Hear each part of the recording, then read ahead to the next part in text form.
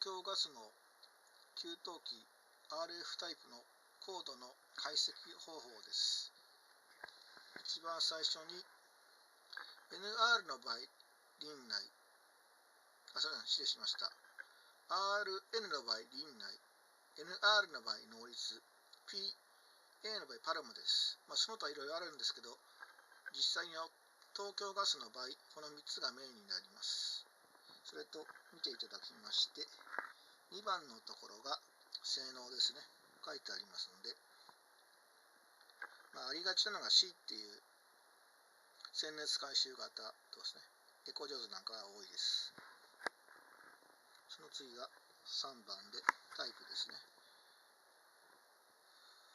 風呂給湯器、給湯可能加糖タイプ、この8番なんかが割と多いと思います。で、次、4番ですね。能力ですけど、24号の場合、これでも24ですね。あるいは25とかも割と多いと思います。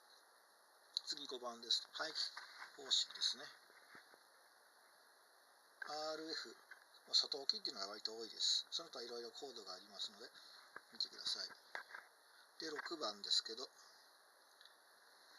編成ですけど、これは、通常 A か B、どちらかだと思いますんで、これはあまり気にしなくていいと思います。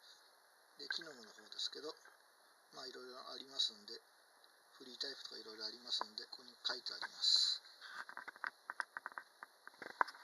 で、メーカーコードなんですけど、輪内ノイズパロマ以外ですけど、こ